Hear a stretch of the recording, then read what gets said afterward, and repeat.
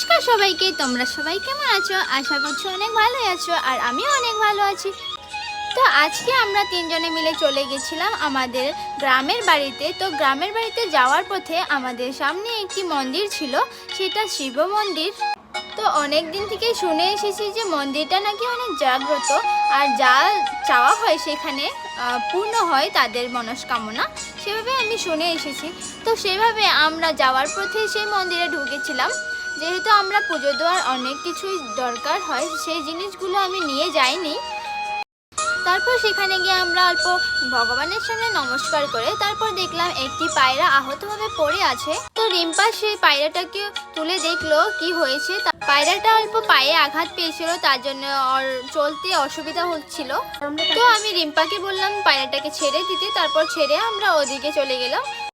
ওইদিকে আবার গাছে একটি মুরগি মরেছিল, তারপর সেটাকে দেখে আমরা চলে গেলাম ঘরে, রওনা হয়ে গেলাম মানে আমাদের গ্রামের উদ্দেশ্যে। তো ঘন্টি বাজিয়েছিলাম সেখানে গিয়ে, আর অনেক সুন্দর পরিবেশ একটি সেখানে, আর কি সুন্দর হাওয়া চলছিল। তারপর আমার বোন স্কুটি চালানোর জন্য চলে গেল, তারপর আমরা ঘরে যাচ্ছি।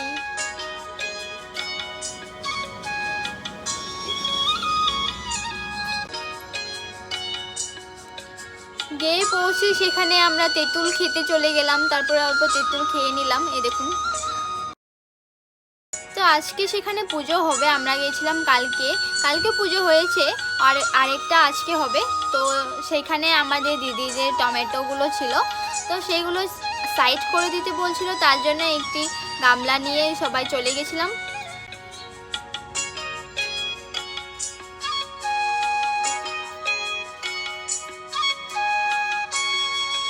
রিম্পার কেবল আগে আগে যাচ্ছে।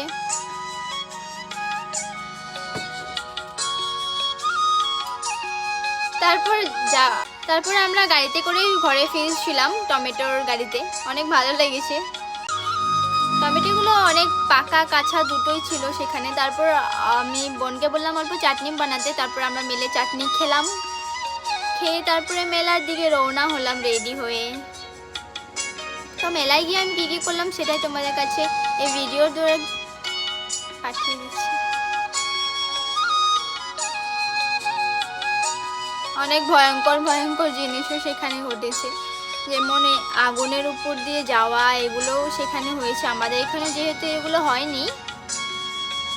তো আজকের জন্য ভিডিওটা এইটুকুই বন্ধুরা, অন্য একটি ভিডিওতে আবার দেখা হবে। তো আজকের জন্য বাই বাই।